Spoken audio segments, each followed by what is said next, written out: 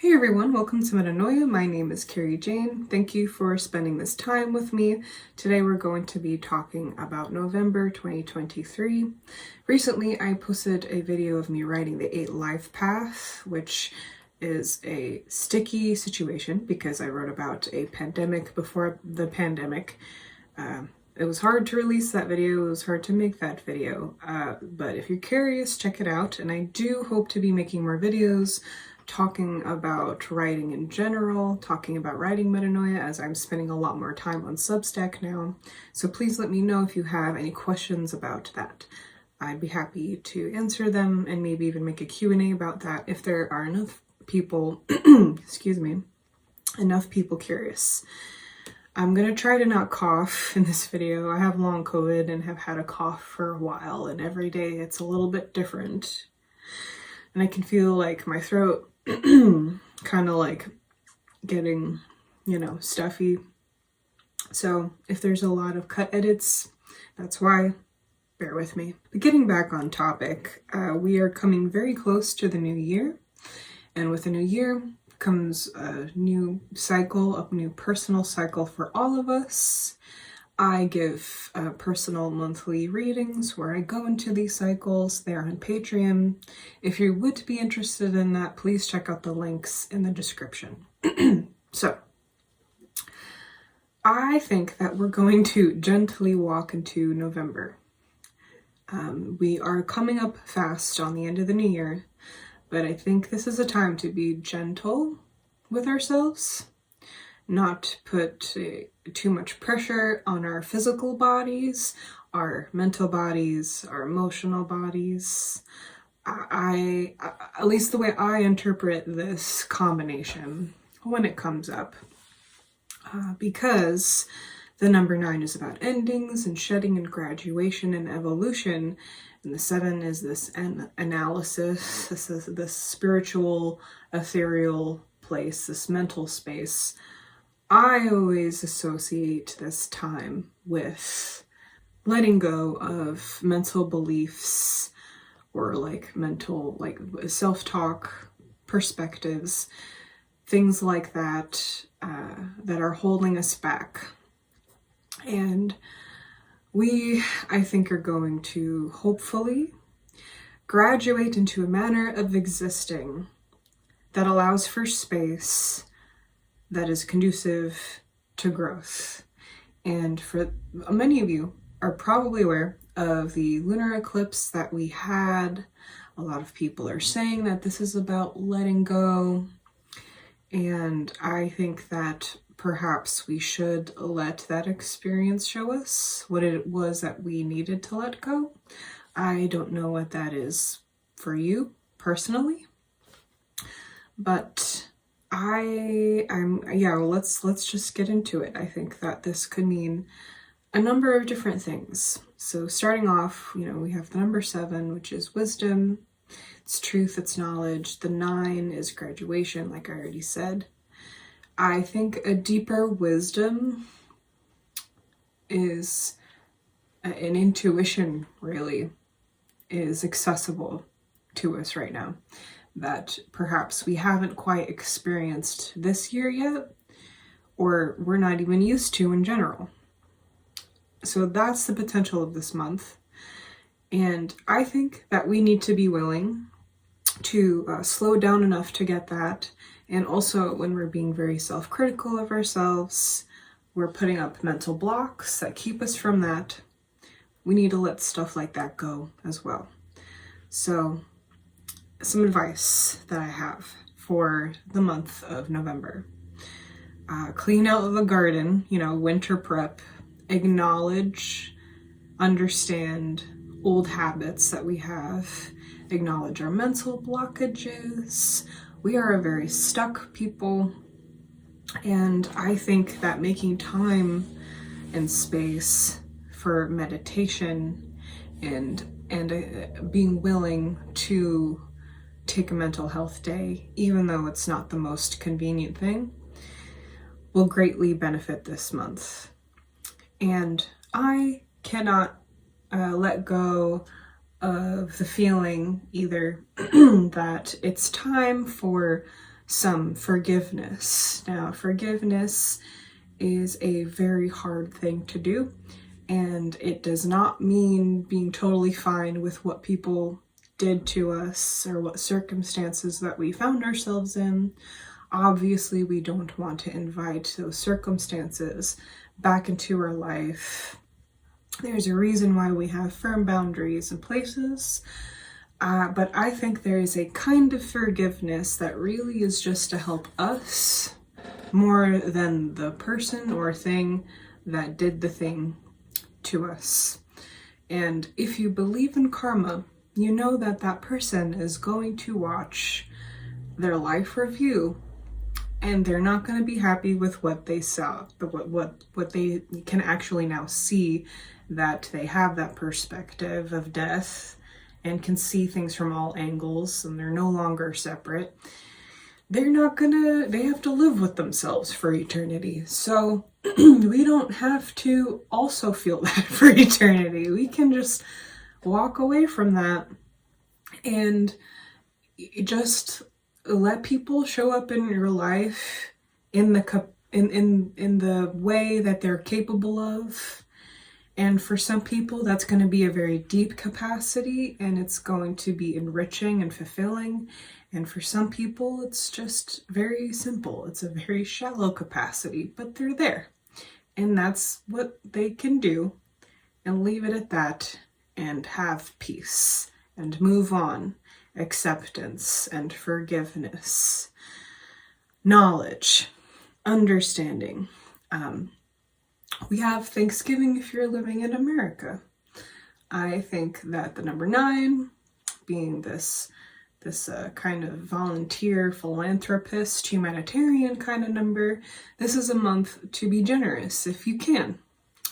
And if you're called to that, invite that into your whatever, your plans for the month, your, goals for the month. And I also want to mention for November that this can be a challenging time if and when we need to confront the past and have that occupy our minds so loudly. So what I mean by that is there's just a lot of either running thoughts or things that irk us so much sometimes that it's the only thing that we can hear. And it depends on what it is, and it depends on the person. Sometimes this isn't an issue for anyone, but sometimes because we're kind of just really forced through time, we have to just develop whatever coping mechanism, even if it's not so great, to just get through the days and the weeks and the months and the years. But that nagging thing that is really bothering us never really goes away. And so whenever we have a 9 cycle, and I think especially with the number 7, which is so mentally and intuitively active, we have kind of phantoms from the past visiting us, and that just means that you need to actually deal with it now. And that's when taking a mental health day is really the most intelligent thing to do, or really just finally accepting something that is horrible so that you can finally figure out how to move forward from it. And like I said, I can't really be specific in these videos because I don't know what you're all going through personally, but these are some things that can happen. And truly, a takeaway message for this month is that things are falling apart. They're falling away. They're falling apart to expose, the deeper issues, where the light needs to be let in. And I would like to read to you something that I discovered, I think, Friday night, actually. Today is a Sunday. I was listening to an Alan Watts playlist on Spotify. There's an artist, or I think even a few artists potentially, who have taken snippets of his speeches and turned it into really great music. And I like to, I really like those kinds of playlists sometimes when I'm, like trying to get into the zone of inspiration for writing, especially when I start my weekend and I know I'm going to be doing a lot of recording or a lot of writing. I'll listen to this stuff. And on Friday, this, I think, snippet of the speech came up in some music, and the song is called Always Hoping. The artist is Akira the Dawn, I think. Hopefully I said that right. I've never heard it said out loud before. But so look it up, or remind me to leave a link in the description if I forget to, or like in the comments. It's, again, Always Hoping, Alan Watts, Akira the Dawn. And I'd like to read that to you, the lyrics here, which is really like this snippet of speech. And it says, "There is no hope in time. Everything is going to get worse in time. Because as you know it does, we will fall apart in the end. Everything falls apart. Institutions, buildings, nations, it all crumbles. And people say, well, that's an awfully pessimistic philosophy. Well, is it?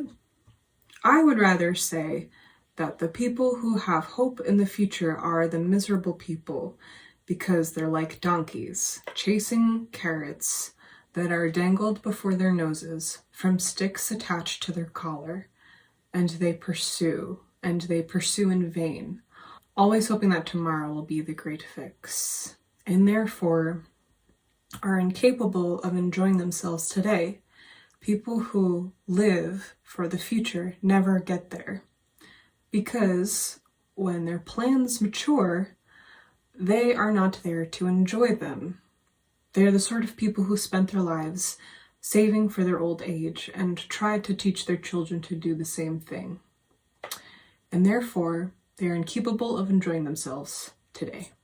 So, if you're looking for something to listen to that is, you're not like aware of Alan Watts music that people have made, I highly recommend it. And that just seems really fitting. I mean, that's like I always say, I think even though these are technically time-stamped, this is always just good advice and in general, and that's my goal. And I think that we all have either a boss or a coworker, etc., who is just on the treadmill, and they love that treadmill because they don't know anything else. And they've turned off the portion of their brain that can access this higher intuition, where it's like so much deeper than just like get the bread, get the donkey and the carrot. And there's so many things to experience and to know and to understand. And people who are always chasing that dangling carrot don't have access to that. And they are never quite alive, but see that as the only way to live. It's very strange. I think we all know some people like that. The grind, It's sad. It's kind of sad when you think about it, because it is a very limiting experience, and it's just a lot of problems eventually are gonna come out of that, So depends on the person, of course. Not everyone is the same. Not to make generalizations, but this was just, I think, an appropriate reminder for the time. I hope that you all have a lovely, thankful, wise, evolutionary, slower, and inspirational kind of November. I hope it's not there's not too many phantoms that haunt you this month. Remember to forgive yourself, and remember to forgive others. Yeah. that is what I would like the last message, the takeaway message to be for this month. Forgive yourself for all your shortcomings, for what you did or didn't do, for, thinking, oh, I was so dumb to have let that happen to me. Just forgive yourself, forgive that person, just do the best that you can and be at peace with that. It's all going to work out, okay? So thank you again. I hope you're all doing well. Take care.